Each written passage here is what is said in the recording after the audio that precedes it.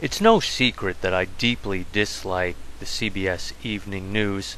Just yesterday I was heckling an 83-year-old man who was watching the news program.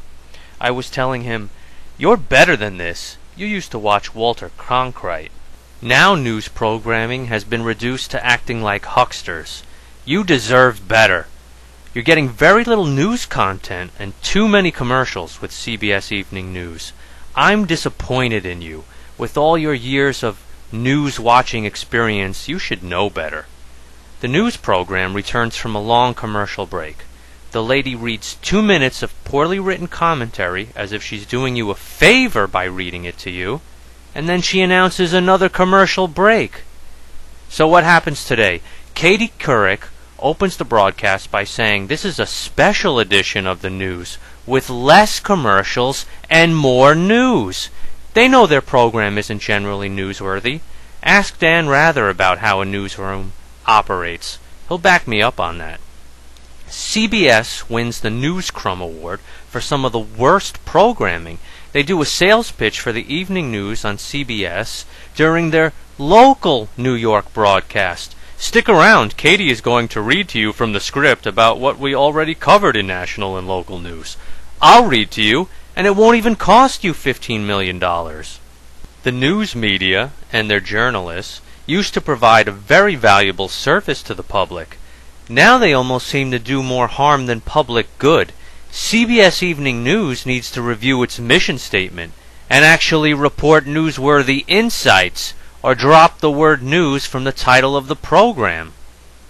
The one positive comment I can make about their programming is regarding the introduction of Mr. Hartman's Around the World segment, which was produced beautifully and illustrates that there's plenty of remarkable and interesting little people stories of people who live outside the United States.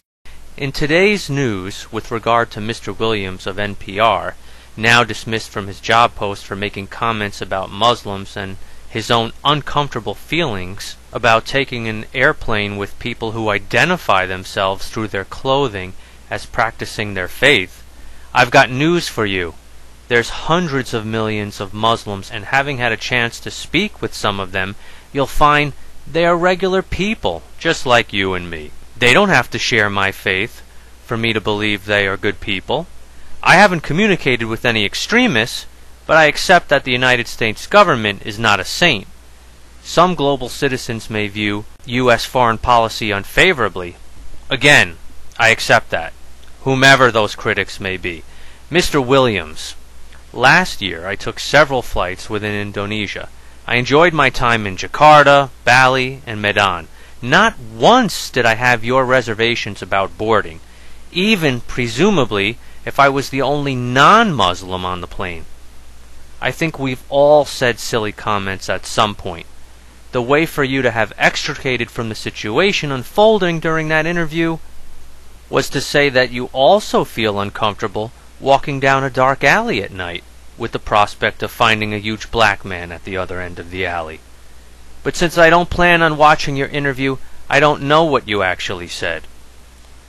We now return you to CBS Evening Entertainment, formerly known as The News.